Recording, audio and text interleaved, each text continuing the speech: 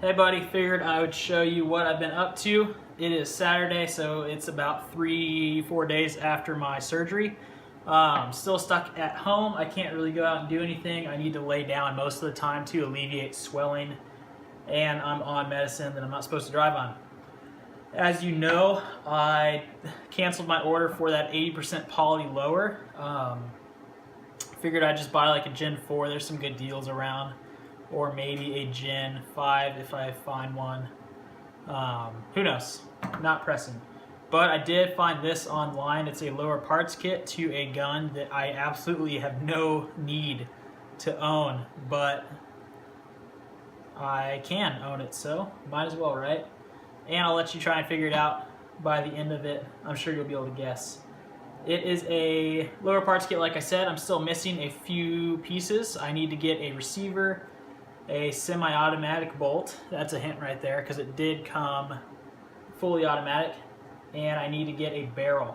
I have to do a little bit of research in terms of barrels, in terms of which ones are legal, because the gun is very small. It's concealable. It's another hint. So as you can tell, it's definitely been cut down. I forget what they call that. De-weaponized maybe. So this actually can be welded back together. That's rough. This can be welded back together. I obviously am not that good of a welder, so I'm not going to attempt it. But this is kind of cool. On your peep sight here, you've got your 100 meter mark. Then if you flip it, it's 200 meters. So 200, and then you've got 100 there.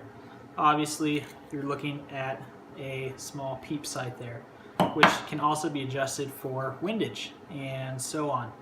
Kind of cool. Very roughly made. A lot of stamped steel, just like you'll find with an AK, but it was made to work and not look really pretty. Well, I shouldn't say not look pretty. It's utilitarian. They didn't really care how it looked as long as it functioned well. Here's the top. So what you're going to be charging your ammunition with. It's got a ratcheting system on it there, so if you go part way, does not allow it to go all the way home, but if you go all the way, it triggers that little spring in there, which allows it to go all the way. And then if you go part way, kind of cool. They were smart back in the day. Here's the furniture. That's your forearm furniture, which is very, very parallel to the barrel. Just like that. I will put a vertical foregrip on it if the ATF doesn't scream at me for doing so.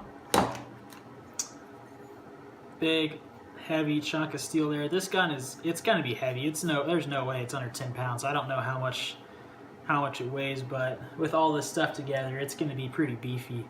But I mean, super solid. Definitely not aluminum like your average AR is. And folding stock. That's when we start getting into the ATF laws, right? So that is going to attach to the back of the gun, just like that, if you can imagine. Folds down and under, locks, and locks there. So you got your fixed firing position. I will have to be doing some research, and this might turn into an SBR. Or like, I don't even know if it would qualify for just what's the other one? Additional firearm or any other weapon. I don't know. I'm gonna have to do my due diligence, but I'll be building a gun, so I'll be doing that anyway. And man, this thing, when I got it, it's gone through one cleaning already with a bunch of brake cleaner to get a bunch of crap and grime off of it. This thing would not open. It was so just gunked up and rusted shut. But it's just a pinch, and then goes all the way home. Well, part of the way home. Cool stuff. This is the, obviously, bottom of the firearm. It's got a rear safety.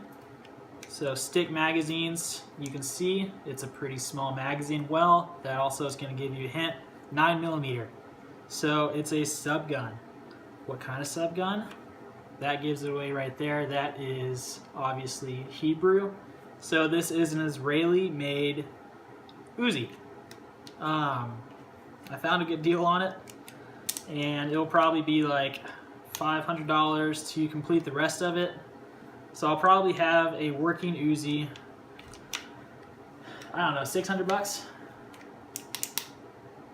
maybe like 550, but it'll be cool.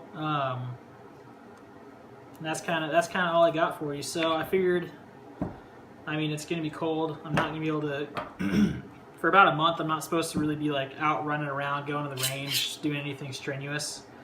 So I figured I can do this at home and play with it. That would actually go in there. So this obviously gets replaced. And looking at prices, I can pretty much build this myself and then sell it for an expected like $100 gain if I end up selling it. Which maybe in the future I will. Who knows? It might be a fun little gun to have. I'm not too sure. So that's gonna sit like that. So obviously this is far from how it's correctly laid out, but you get the general gist. So that's gonna be, yeah, that'll move forward. That would sit somewhere in there. I don't know if that way or that way. We'll do that way. And then that, let's see, I think like that.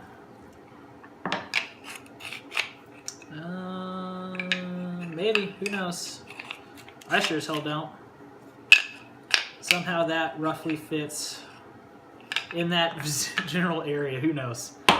But that's it for now. It's gonna be built over the next couple of months. I actually kind of want to make videos of me making it so I can get YouTube famous, then quit my job and just play with guns all day. That's the dream. But that's it for now. Thank you for the well wishes, buddy. Surgery went well. I'm not gonna die yet, and I've still got both my boys in the hood, if you catch my drift. So that's it for now. Thanks, bud.